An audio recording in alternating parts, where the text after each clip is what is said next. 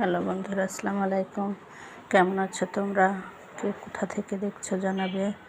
বন্ধুরা, জানি এই গরমে বিশেষ করে বাংলাদেশ ইন্ডিয়ার লোক বেশি একটা ভালো নেই, কারণ এইবার যে পরিমাণ তাপদাহ, তাতে জনজীবন এতটা বিপন্ন হয়ে পড়েছে যে আসলে বেঁচে থাকা দায়। আর প্রকৃতির এমন লীলা খেলা আমরা ইচ্ছা করলেও কিছু করতে পারবো না। প্রকৃতি যখন খুশি যা তাই করবেন, আর বিধাতা সে তো সবার উপরে। সৃষ্টিকর্তা যখন খুশি বৃষ্টি দেবেন, বর্ষা দেবেন, তবে হ্যাঁ, আমরা মন প্রাণ দিয়ে সৃষ্টিকর্তাকে ডাকি এবং ভালো কাজ করি, যাতে তিনি আমাদের উপর সন্তুষ্ট হন, আমাদের পাপগুলো মুক্ত করে দেন। তো বন্ধুরা, অনেক কষ্ট হচ্ছে গরমে, আসলে শুধু আমার না, সবার। তো বন্ধুরা, যেটা বলতে এসেছি, আমাদের এই কষ্টের কারণ আমরাই, কারণ আমরা অকাতরে গাছ কাটছি কিন্তু লাগাচ্ছি না, শুধু ঘর বাড়ি উঠাচ্ছি, ইটের ভাটায় গাছগুলো ব্যবহার করছি।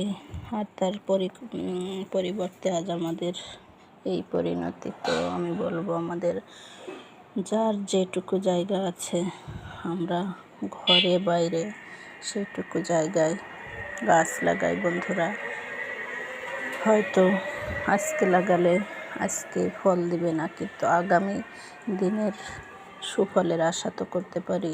ভবিষ্যৎ প্রজন্মের জন্য কিছু তো আশা করতে পারি। তো আজকে যদি কিছু না রোপণ করি, কালকে ভোগ করব কীভাবে? তো বন্ধুরা, ঘরে বাইরে অনেকের, যারা পাকা বাড়িতে থাকেন, বিল্ডিংয়ে থাকেন, তাদের এই যে আমার মতো যদি এরকম ব্যবস্থা থাকে, আমার বেলকনিতে যেমন আমি দেখেন গাছে গাছে ভরে দিয়েছি বিভিন্ন প্রকার গাছ।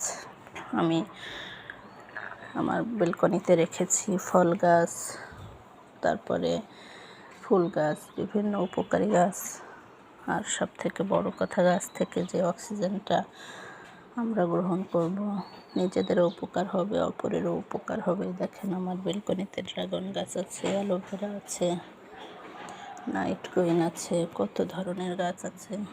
তো ভিতরে যাদের জায়গা আছে বা বাইরে জায়গা কম বা নেই, তারা অন্তত এ কাজটুকু তো করতে পারে অক্সিজেনের জন্য।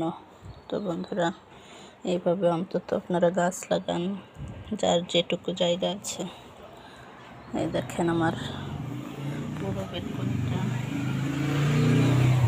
গাছ দিয়ে সাজানো, ভিতরে বাইরে পুরো বেলকনিটা আমার। ওই পাশের বেলকনিতে আরও অনেক গাছ আছে। আমার বাসার সামনেও আমি অনেক ধরনের গাছ লাগিয়েছি, দেখেন।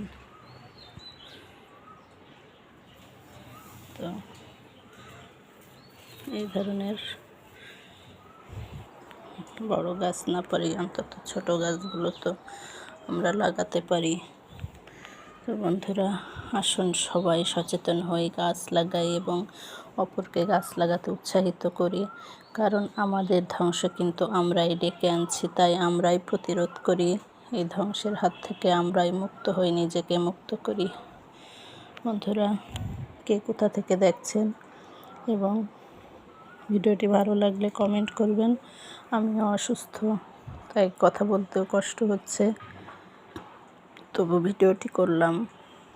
মনটা খুব খুঁতখুত করছিল কয়েকদিন ধরে। এই রৌদ্রের তাপ, এই রৌদ্রের দাবানল দেখে সত্যি মনটা খারাপ হয়ে যায়। তো বন্ধুরা, ভালো থাকবেন সবাই, গাছ লাগান, গাছ লাগাতে উৎসাহিত করুন। আপনাদের সুস্থতা কামনা করছি।